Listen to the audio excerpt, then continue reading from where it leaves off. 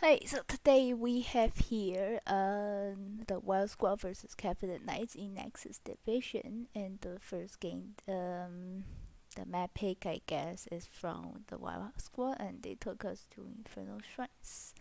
So we see here, red team first band Sylvanas. Sylvanas is not a very common first band, however. If the red team is deciding to not play around the boss, or the objective, Sylvanas could be very dangerous because if the other team gets the boss, Sylvanas could be very good at assisting the boss to push. And then we see the Well Squad here ban the Brightwing. Brightwing is generally a very nice first ban, especially since she is a quite meta hero. And then the third ban, Caffeinated Knights took out Malthael. This looks more like a target ban to me because Malthael is a very easy to counter hero. Lots of hero can just kite him around. And he is okay on Infernal Shrine, however, he is not as strong as like needing to be a first ban. And then while the Well Squad banned out Junkrat. Junkrat is a really insane hero on any map and basically no counter if played well. And then we see the Covenant Knight first picked Hogger. Hogger is an amazing strong hero in Infernal Shrines. Basically, you can call GG if you give him out, especially since they banned Malthael, which is one of the Hogger's biggest counters. Hey, so today we have here and the Hogger versus Caffeinated Knights in Nexus Division, and the first game, the map pick. Anyways, what did I say? Yeah, I talked about how OP Hogger is. Yeah, he's really OP on this map. And then we have Wellheart picking up first pick Stukov and Orphea. Orphea is a really nice teamfight hero and excels on smaller maps like Infernal Shrines where you have to kind of fight around the objectives. Stukov is a really nice healer overall, one of the best with Brightwing.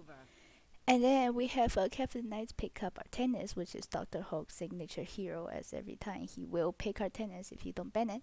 And then Grey with Cassia. Cassia is very hard to kill. She can be tankier than some tanks sometimes because of her 30 armor constantly if you cannot stop her from moving. And then the third ban, Well Squad took out Uther, which could be potentially to stop a main tank Uther because main tank Uther, double healer with Artenis, Cassie, and Hogger is a very dangerous force. And they will just keep pushing non-stop because they will never die. And the Sonya band. Sonya is a really nice hero in Inferno as well because her ability to camp, wave clear, and clear the shrine very, very fast.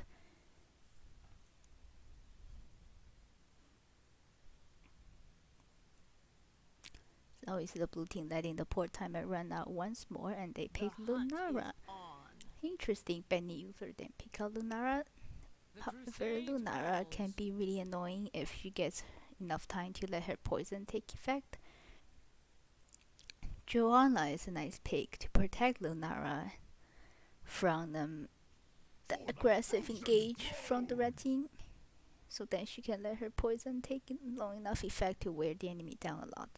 And we have red team picking up Lucio and a new Bragg. Lucio is really good into Lunara because of constant healing to fight back the fate damage. Well, not fate damage, the poison damage a little. And a new Bragg is really nice considering he can force an engagement on the backline and cocoon one of them instantly to make it a 5v4, especially when they have Cassia, Artenis, and Hogger both, and Lucio. Four of them are really excels at following up instantly. Then we have a last pick, Urao. Urao is very hard to kill. She can jump in the backline and be very annoying for a long time, and thanks to what's the talent? Hold on. Ardent Defender and the Seraphim at 20, she can survive a very long time with her own self-sustained backline. However, the red team does not really have a backline because they're all very aggressive and can jump into the fray instantly, which will make it very hard if Johanna cannot stop their aggressive engage for Lunara's poison to take enough time to wear off. And it looks like the red team does win the shrine clear early and late game because of Hogger. He can just press E on the shrine clearly freely and no one will be able to step in because his E does do a lot of damage at full rage.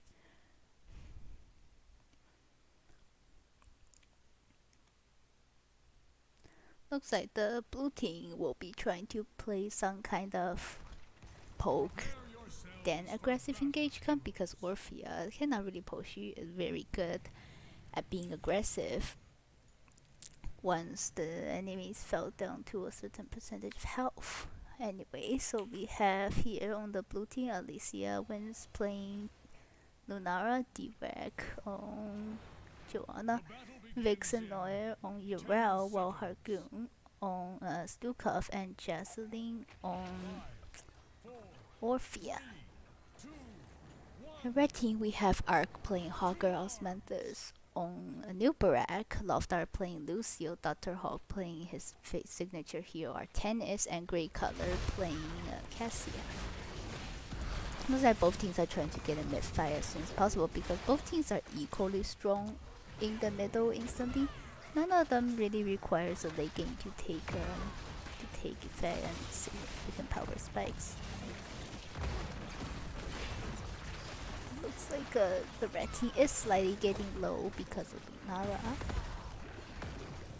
However, both teams did disengage with no deaths. And both teams are rotating top with Hogger and Urel top. And the rest, however, looks like Dr. Hawk is in a little bit of trouble. He overextended a little bit, which gets punished very easily if you're playing Artenis because Artenis dies quite easily if he does not get enough healing from his support. Now Lucio's healing is not very strong in the early game, which made it possible for the blue team to draw first blood on Artenis.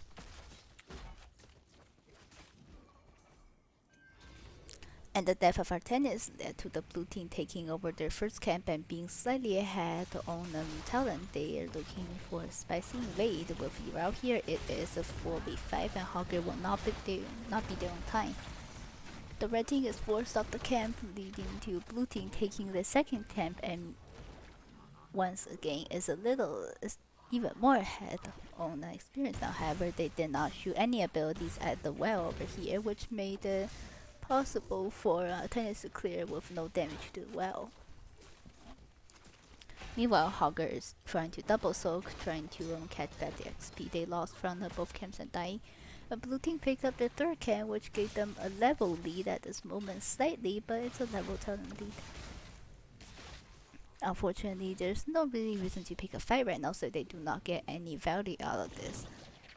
The red team got level 4 as well, both teams are even talent here. Red team rotating mid to clear the camp altogether to prevent another person from getting killed by slightly separating from the team or out of position. Hogger moving to their camp instantly before the shrine counts down. However, it is a Hogger, so he can do the camp by himself while his teammates can still do other stuff. The blue team not so much, they need to send more than one person to do the camp if they don't want anyone dying from it. Having 4 people on the camp means that the red team has some ability or has some time to catch back the XP they lost from dying. And the red team is already positioned at the objective earlier than the blue team is. Hogger looking for position to spin. Stuka trying to interrupt as soon as possible. Artenis tried to swap but did not work. Hogger got the angle and started spinning right away, forcing the blue team to go up the shrine a little.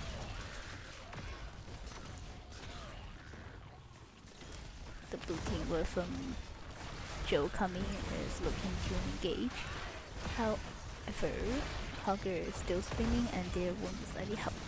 But Lunara's poison damage is taking effect and Lucio is not strong enough to heal it back yet, giving both teams to finish with a kill. Red team being slightly low, Hogger went out of position, which is kinda lucky, but the red team is ahead on shrine minions and looks like they could still give it a chance. Lucio getting a little low, Hogger going back to position and spinning again. A new Brack preparing to die on the shrine. Hogger And our tenants are in there, so is Lucio. Everyone of the blue team is very low. Orphea missed the kill, which killed her instantly. Blue team forced to retreat from the shrine because of Hogger and his insane shrine clear once more, giving red team their first boss, which is a frozen Punisher, and they could get a lot more value because it can froze all the structures, and they don't really have someone that can kill it really fast, other than Hogger moving top to clear, but already lost half a front wall. The blue team's camp did get more value, it seems.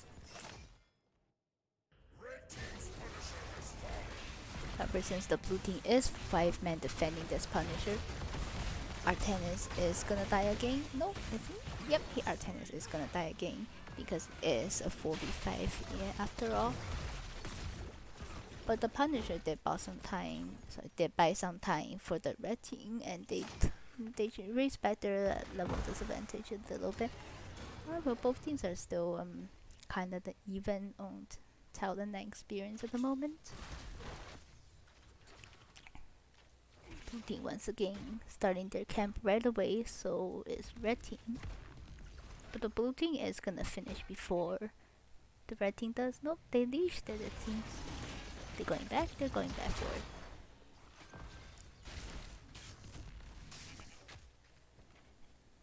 So the red team, blue team both took their middle siege camp, moving to the bot one. Looks like they are trying to take a fight. Nope.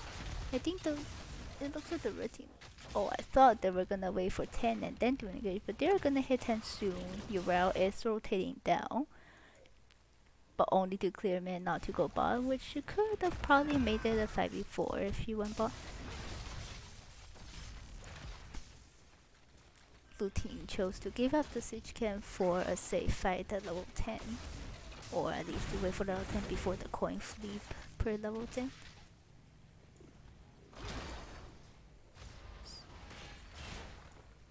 So the bottom camp gave red team half a level lead, seems. Slightly, 25% experience lead. It looks like they're trying to get some value out of the bottom camp. Joanna is getting down quite low. A new brand missed the stun, which would have brought Johanna to even lower health than she is now.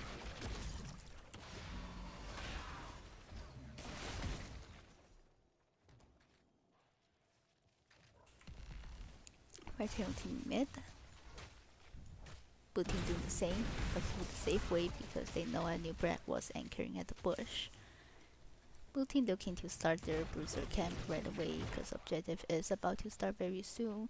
But red team does not have that concern because they have a Hogger. Red team looking to get some damage done so that the objective will get more value. Blue team just finished up with the bruiser camp by rotating down, but they already lost half a front wall for this, which is kinda unfortunate. Meanwhile, red team is already rotating mid to clear and then probably getting ready to position for objective. Hogger is almost done with the bruiser camp. He will be rotating down right away, and the red team will likely... Nope, the red team did not make it in time, or Hogger did not make it in time to position early, giving the blue team a slight lead on the objective, but Hogger is here, and he's looking to position right away and start spinning. Stuka trying to interrupt that, Tyrannus got a really nice swap, however Joanna used unstoppable. Hogger went out of position and he messed up spinning slightly. Shockwave is out but only got one person unfortunately. Stuka trying to slap everyone off the shrine to clear some space. Lunar is in danger, however so is Artenis. Hogger found the position and started spinning again. The blue team lost slightly more health and forced to retreat down to tap and refill their energy. Hogger went out of position again. But when he came back, it is already too late. The red team got the shrine once more. It is a Mortar Punisher, which is slightly better than the Frozen, but it's still a pretty strong objective. Orphea had to fall in the middle of all those clown fiesta. The front wall is already gone, giving this fort over to Caffeinated Knights. And Hogger doing a camp. And then hopefully rotating mid and top to clear because this top is getting a lot more value. the longer you leave it and you leave it idle. The Punisher is still quite healthy, giving the red team more chances to push further. They are getting the front wall and they have 13 level lead. But fighting on their enemy keep is always a bad idea. Looks like they're rotating mid, trying to get a 4. This will give them 2 structures lead and they still have 13, which means they could still take a fight. The blue team trying to take another 5v4 even down a Terran tier, however, it is not looking too well. The backline is getting chunked down by Artanis very hard. Stukov ate the entire laser and died soon afterwards because a new brag stunned him once more when he was trying to walk out of it. The red team camp still very healthy top because the shaman will summon infinite hounds if not killed. And with the Stukov dead, the red team is trying to push top as a 4-man while Hogger will go do more Hogger things in the other lanes.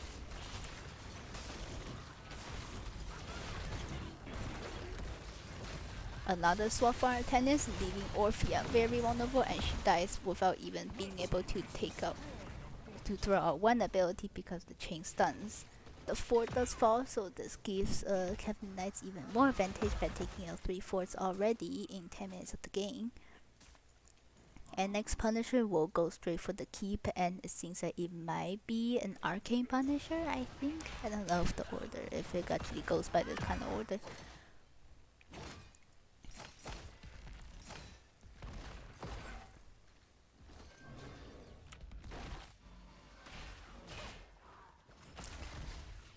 Looks like the red team is trying to take another fight while Irao is top and forcing a 5v4, but failed because Johanna popped Unstoppable to nullify all the engages. The red team is gonna soak for 16 and then maybe look for another potential fight before the objective. Artanis is slightly behind, so is a new Brack. A new Brack is in slight danger. Oh, he missed the chance to escape. However, Lucio's high fight came just in time, and the red team all got out without taking any damage, any significant damage.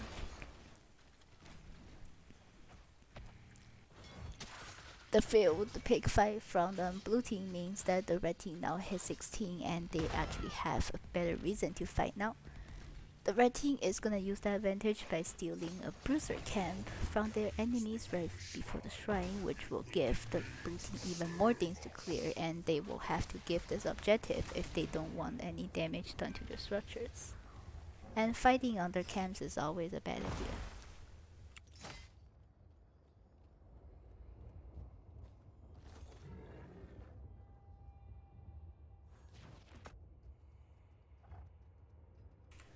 On top lane, Hogger already positioned for the shrine, ready to start spinning. However, he is alone on the shrine right now, but it looks like the blue team is giving it.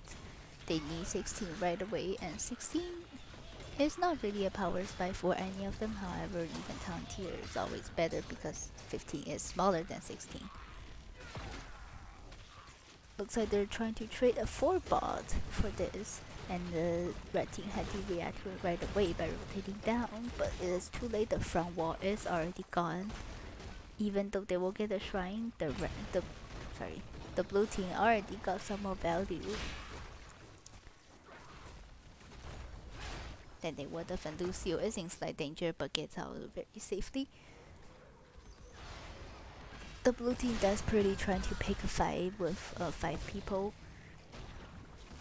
but it's always not a good idea to pick fight before other people's in front of other people's fort. Blue team forced to back. They need to back, otherwise the Punisher will be going for the keep and potentially the core. Red team trying to chase, but the blue team already safely disengaged. And Artanis tried to land swap, but that did not work. Here I'll tend to jump, followed by many more stuns from Anubrak. She had to pop Ardent Defender in order to survive because Dukov already used a slap in the mid lane. This keep is going down very fast and the Punisher is still rather healthy. Red team slightly chunked down from Lunara, and Artanis did fall because I think he did tank the keep for a significant amount of time. However, he traded for Lunara, which is a fine trade in my opinion because Lunar can be really annoying. Orphea fall game because she couldn't get out in the 2v4 but battle. So it looks like the blue team, sorry, the red team is trying to go for the end here, it looks like. Oh, the Nubra tried to engage but slightly missed. The core is going down already with a Kata and the Punisher core. Looks like the red team is gonna get ready to die on the core instantly now. The core is down to 60% and Orphea still not respawning. The Punisher died, but 3 men are still in the core. Hogger did die unfortunately, however the core is down to 20%. 18. A new Brack died as well, but Lucio and Cassie are still on the core. 9%. Oh no, 5, 3, 2. Oh, 2% unlucky. Hogger backed off slightly. Unfortunately, I thought he was ready to die on the core. If Hogger went in as well, it would have been a GG for sure because Hogger does a significant amount of siege damage after level 7. This gave the blue team a slight setback, however the red team could respawn and go steal the core. Not if they stagger death. It seems our tenant is gonna die here because he chose to 1v4 instead of waiting for his team to respawn. The blue team will be getting a 4 here. Maybe that's about it because the red team is gonna spawn with 4 people. Maybe a mid one, who knows, or maybe a keep wall if they keep pushing.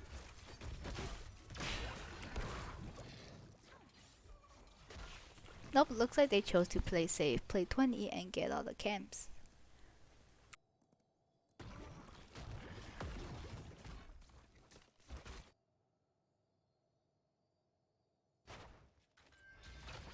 The red team respawn with 4 people are trying to carefully... What was that? Did you see that from Cassia? What an interesting interaction. The blue team fighting with 5 people and 20 is gonna take over every single camp. And the red team forced to back until our tenants respawn. Hogger and Lucio was slightly out of position, but Hogger did find a perfect angle and got out safely, which is amazing. Our tenants respawned. They have 5 people, but they still don't have 20. They need 20 for sure for the next objective, and if they don't win it, it could be hard for them to for an end because top lane is a little pushed out by the blue team. It is not under pressure yet, so the red team will have to wait 20, try to pick a fight and wait for their top to go core. 3 Katas is an end for sure. The blue team's trying to desperately pick a fight before the objective because they need every single chance they can get to win the game now. Laser is on Orphea, forcing her to back a little. Hogger going to the backline. Shockwave is out, however, Joanna did cleanse every single bit of it. High 5 is out, Joanna got alt reset, which is incredible. However, there is 3 Katas on the core right now, but only one of them is hitting the core. Unfortunately, Katas love win trading sometimes, giving Urao enough time to back and defend it. Oh, Stukov did fall. Cassia insane. The good thing about Cassia is she's so tanky that she can always turn the fight around in surprising ways. The red team going for the shrine with only 2 people, and Lunara falls again because Cassia is just so insane when you can CC a target for her for even 0.5 seconds or maybe even less, 0.25.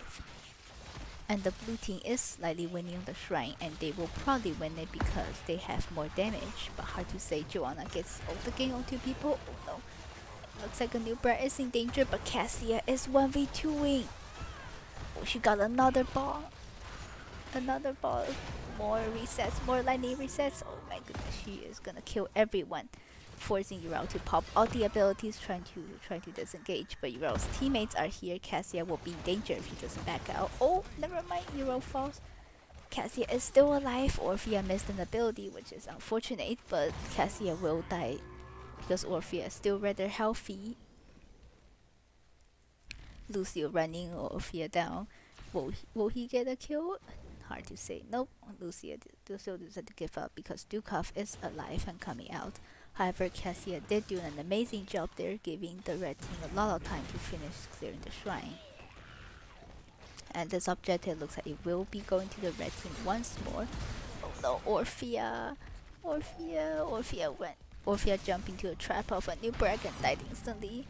Stukov getting run down, he is trying to slap them out, but unfortunately it does not matter. Stukov dies as well with Orphea because Orphea and Stukov chose a very dangerous position with a tank or an off tank. 3 Katas on the core, chunking it down significantly. Lunar is trying to defend, but it's hopeless. The red team gets the first game win. Level 22 to 21, 19 minutes game on Infernal Shrine goes over to Caffeinated Knights.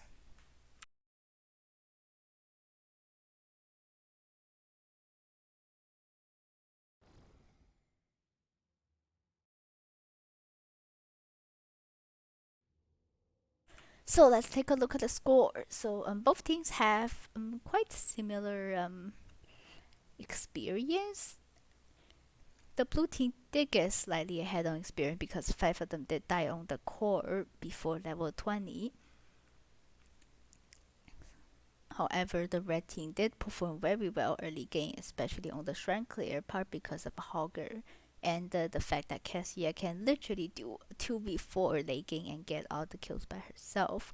Cassia did do twice the damage as Lunara because Orphea is just such an unstable hero if she doesn't have enough healing and protection, because Orphea is a very risky one to play into a new Barak and Artenis and Cassia, because all of them can just simply write on her face and she really cannot do anything about it. So let's look at talent wise. Orphea did pick Ancestral Strength. It does benefit some from Lunara and Stuka, but that's really about it. I don't know much about Orphea builds personally, but this build seems fine to me. Stuka with always reactive. Reactive is just way too insane even after the nerf. Oh, you're out with Light of Caribou, which is an interesting pick because Artenis did go auto attack build. Hogger and Cassia's auto attack does hurt a lot as well. Lunara went the Wisp talents. Looks like she does want more vision around the shrine. Joanna with the usual build. Level 20, she did get some value, however it was not enough because her backline just dies way too fast. Artenis won Purifier Beam, which is quite interesting because they do have their team does depend very heavily on auto attacks. But I guess the Beam did get a lot of value by running down the backline. Sometimes trading himself for it, but I guess it was worth. I don't know. CPX trades are not always worth. A new brag when Locust won surprisingly. They do have enough healing, so that was very interesting. But it looks like we are going to the second game right away. That was quite fast, actually. It looks like game 2 they're taking us over to Towers of Doom. Okay, this map, it is also known as Towers of Throw because it is such an easy map to come back late game with. Not really easy, I would say, but lots of combat potential because one death could potentially mean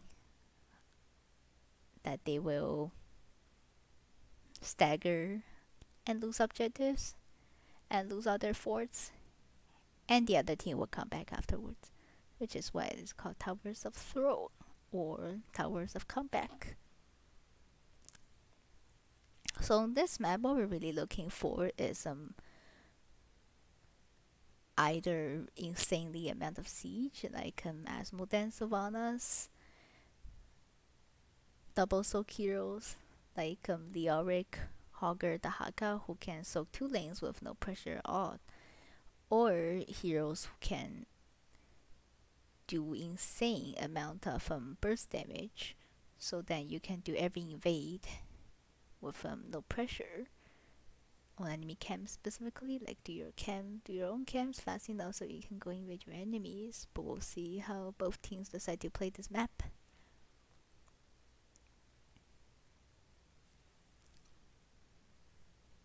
Well, let's just wait for the both teams to be ready at the moment.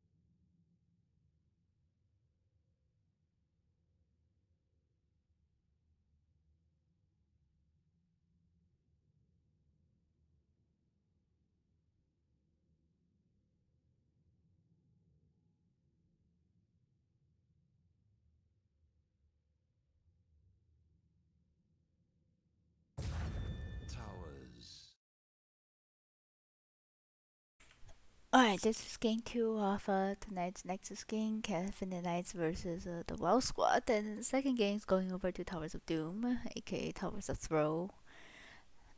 And looks like the first ban is going over to the Well Squad. It means that the Caffeinated pick the map. So first ban lost Vikings. This is a very nice hero to ban this map. Vikings are just too annoying to deal with three bodies. They can push things, distract you, make your life difficult, and channel the altar at the same time to make your life even more difficult because you deal with three of them at once instead of just one hero. Second ban is Hogger. Looks like Ark's Hogger was a very dangerous threat to them because Hogger is not the best hero I would say to first ban on this map. And Savannah's been a Junkrat. Savannah's quite annoying on this map, especially if the Wild Squad have people that play Sylvanas. She could shut down towers, push camps very easily, and the Mercenary Queen could be very strong with the pumpkins. Junkrat ban, as usual, very annoying hero on every single map, no counters.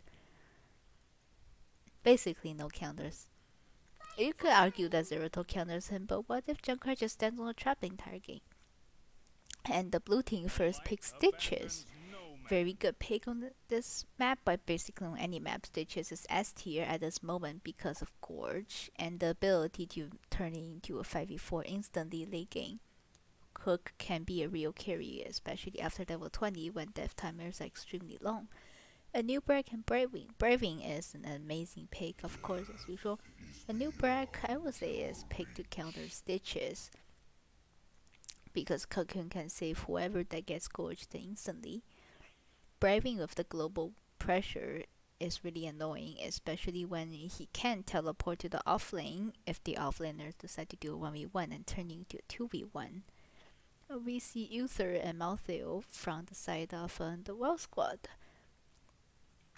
Picking Uther healer this early could be a little risky because the Caffeinated did not pick any of their DPS yet. They could pick a lot of poke and poison damage and Uther will have a very hard time. So will Malthael because Malthael is also very vulnerable to poke, especially heroes like Lunara will give him a very hard time.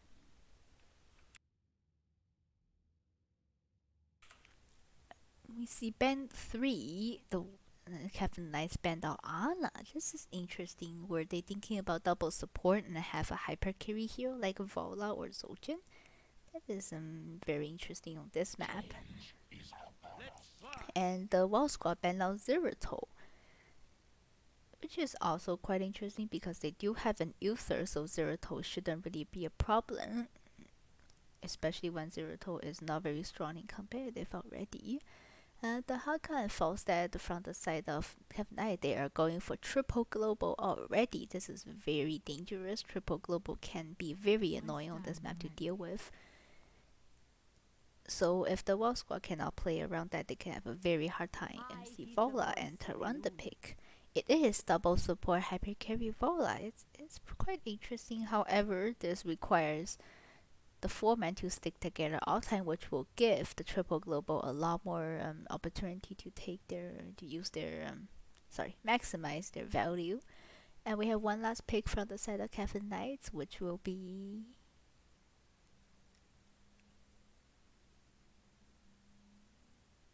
come on, Hanzo. Hard to say what the Hanzo will offer because they already have a triple global, but Hanzo is really nice at poking, make Uther spend the mana, and since the double support and Vala will be together all the time, Hanzo could get a lot more value from Scatter and the Dragon Arrow.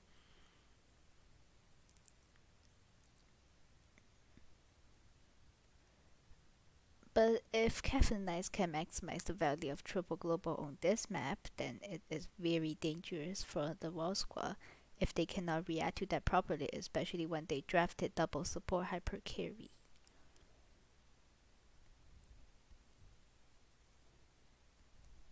Not to mention they do have a new brand, which means they can isolate one target and make it into a 5v4. And since a new brand has triple global with him, he could catch a target. Kakuna and the three people will teleport to him instantly to instantly make it a 4v1. which is quite disgusting to deal with if you ever encounter that. A new bird cocoons you, and then three people suddenly appear around him, killing you instantly.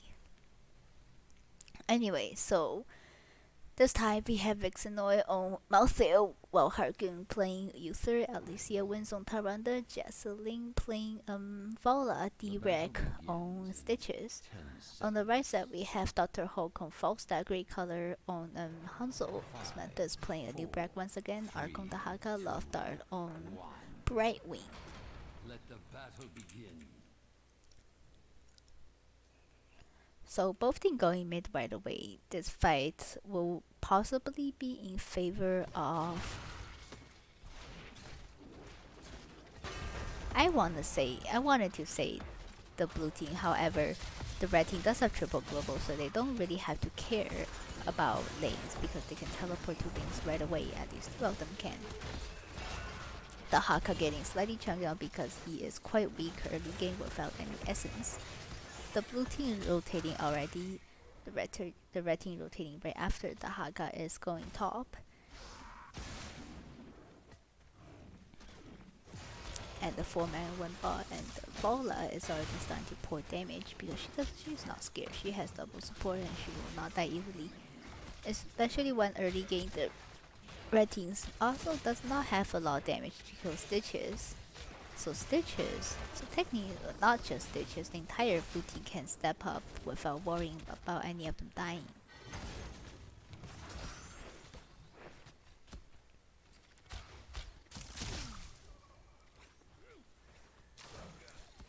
Both teams looking to pick up their camp right away, with the blue team being slightly ahead, but Stitches one mid trying to go for a gank possibly, but did not work because Falstad was fast enough. The blue team looking to invade with 5-man, but it was already too late. The camp was already done. The Haka freezing the wave top, so Malthael will get even less value because he is busy mid trying to anchor and delay Falstad rotation, or at least tell his team when Falstad is coming in.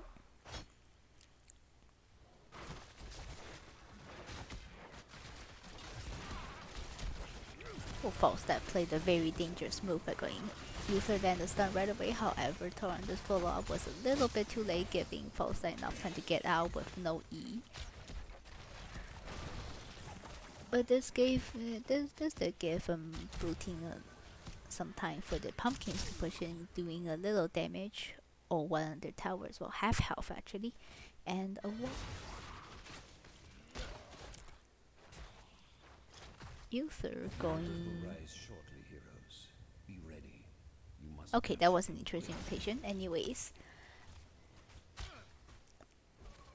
so on the bot side, it seems that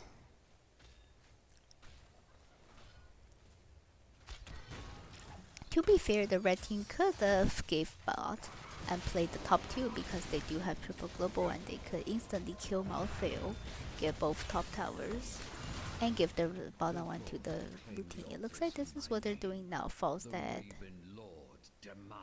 Nope, he's not going top. He just anchored, but what's the point of anchoring when you already know when the enemy team was?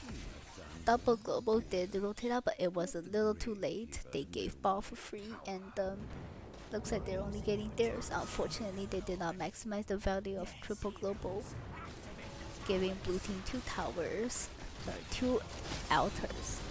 And Falstad looks like it's in great danger, and he will fall because Vola's damage is absolutely insane.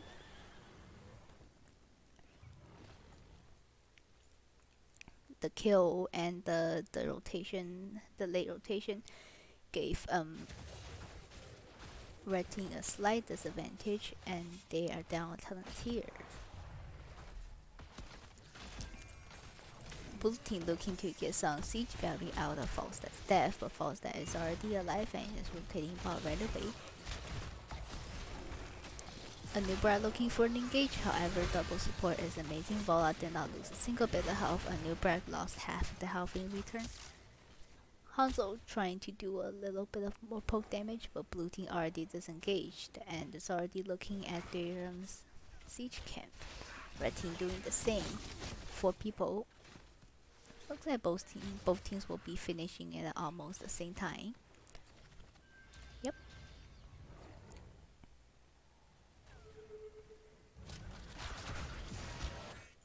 Both are going mid looking for maybe a potential gank. Not really a gank. Looks like he's going to catch the mid wave for the Haka.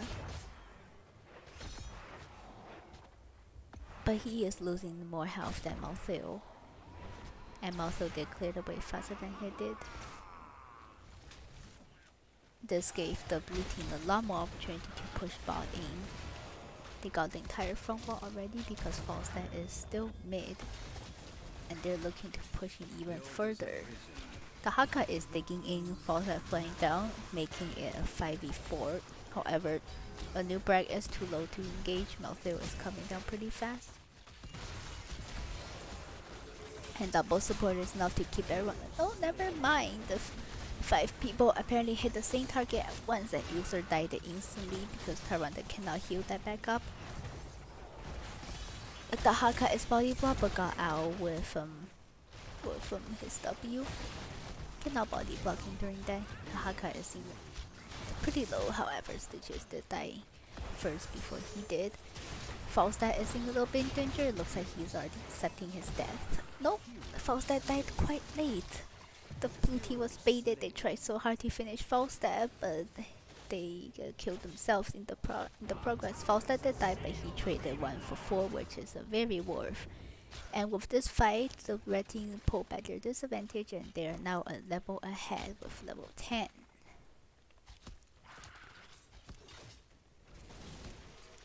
The Haka went back to catch Soak. Rest of the red team trying to get a little bit of damage done on the blue team's floor, which was full health. But that's really all they can get since now the blue team is also level 10. It is bio from Stitches, which is quite interesting because playing around Gorge seems like a way better idea, especially when false that does have Gust. So the red team is really glad disengaging the bio choice was quite interesting. And the user of the shield but no strafe from Walla. Bubble strafe is also a very disgusting technique with no counterplay, which they could have done. Even though the new Brex Cocoon does counter Gorge, after level 13 not so much, because you can also Gorge a new Break or get a hook from very long range and new Break cannot come in time to Cocoon that. It looks like the red team is looking to invade, however, they gave up on the idea. Phase shift is down. Stitch is looking to keep going and steal the enemy camp. The Haka is still soaking. Falstad is in danger. He tried to run away, but he was so out of position, and Vala does do a lot of damage. He tried to gust, but it was already too late. Falstad is down. The Haka, there's no reason for the Haka to come in anymore. Dragon Arrow also down, but Stitches ate that from close range. The red team forced to disengage. Looks like Hanzo is also in trouble, and Hanzo will die for it. Unfortunate. However, the Haka did steal their altar. It looks like he will be coming and try to get this one back. Malthil is in slight danger from all the CC. The Haka's tons, as we can see. Isolation is missed. However, looks like Malthil will be the next one to die. Haka did a really good job stealing their avatar, and this gave the red team even more altars. Even though they lost bot, but they could take that back since Malthil is dead right now, and the Haka, I assume he does have Borrow up because he did not use it on the last team fight.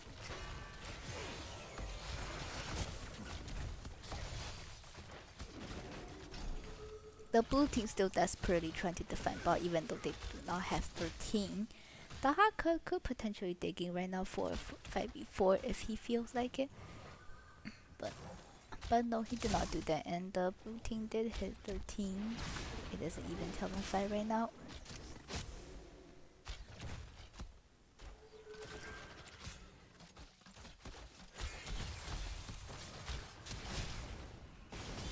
Both teams trying to poke each other very carefully because none of them wants to get engaged on.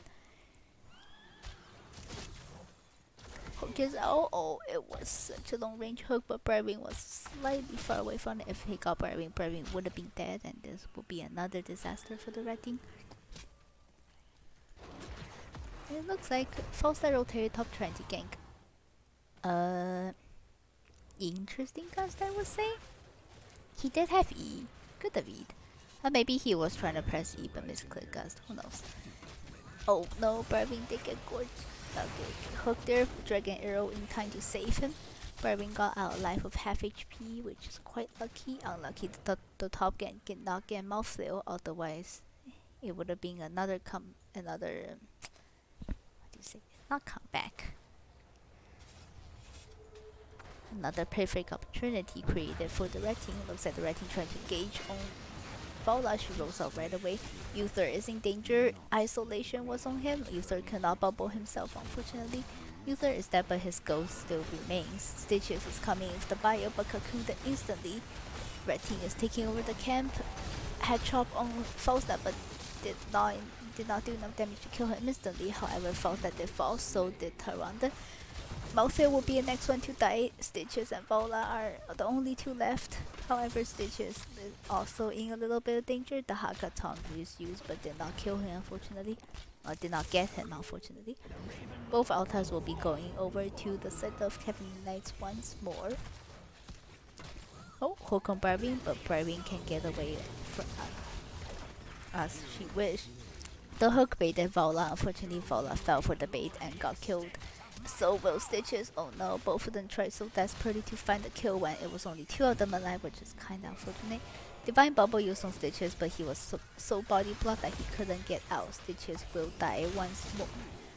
Oh, Stitches will die, so will Uther. Oh no, the blue team is trying so hard to stagger at this point. It is quite unfortunate. All of them were baited once over and over again by their own teammates. First it was the hook, second was the bubble. Oh my goodness.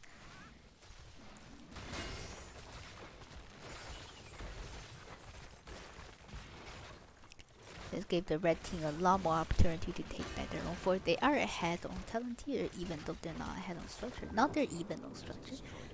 So the death from Stitches and Uther is not long enough, means they will come back right now and be on time for the next objective. The tunnel is out, and let's see if any of them will spawn camp there. Probably not.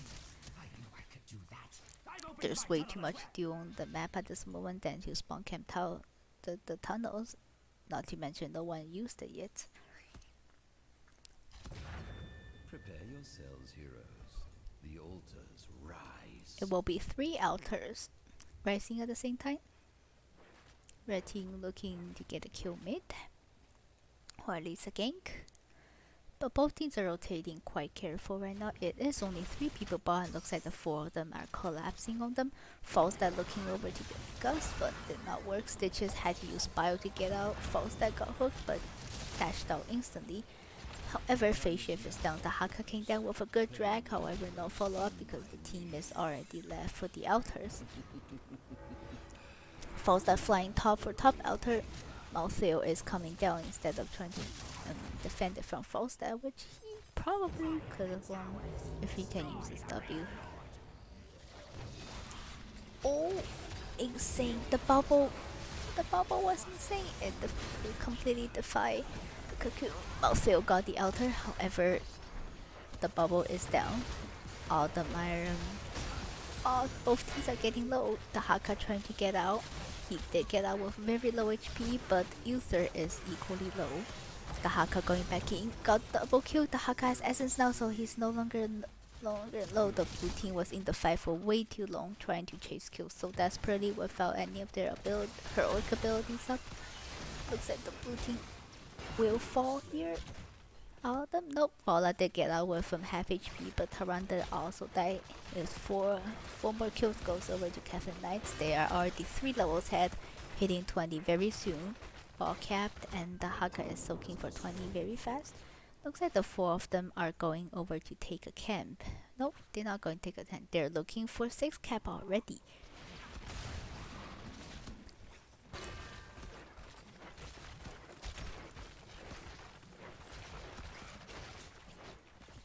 Unfortunately, the Haka siege power is not enough for 6 cap. Malthael going top to Red team has stop all destroyed those minions.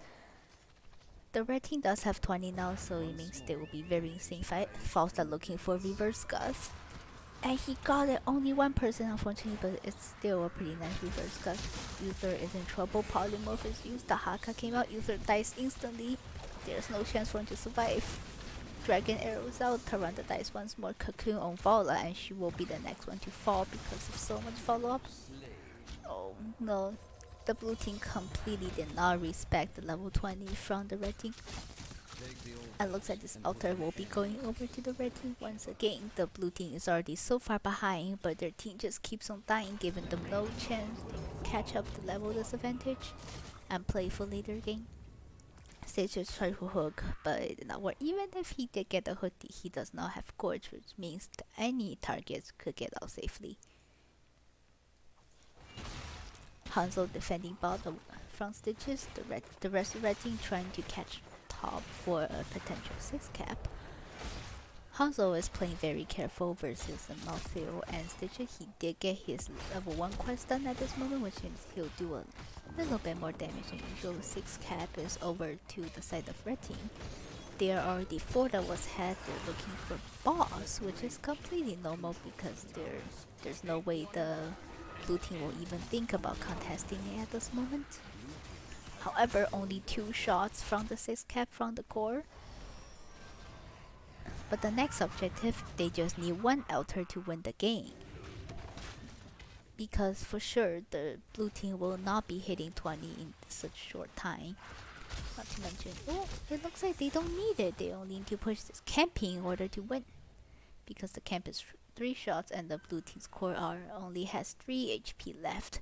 And they will probably get in because Falstad has level 20 gus. Oh, they're not doing that? Rise again. Oh. Thought that was a win condition already. Anyways, okay. It looks like they're going for another try for 6 cap. Nope, they did not do that. That was a very interesting flight used. And he does not have epic mail, which means where's the Haka getting slightly out of position.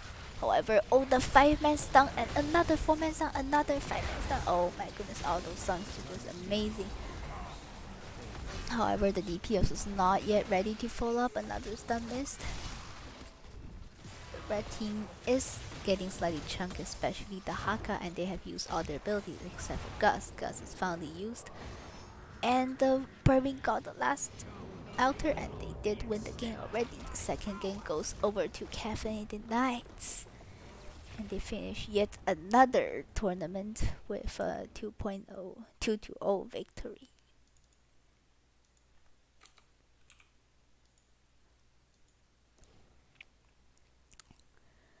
So let's look at the talent board. So the Wild Squad decided to draft a double support of Hypercarry Vala. However, they did not get much value out of that. They were too overconfident in their ability to heal, giving the red team a lot of chances to take them down as fast as possible.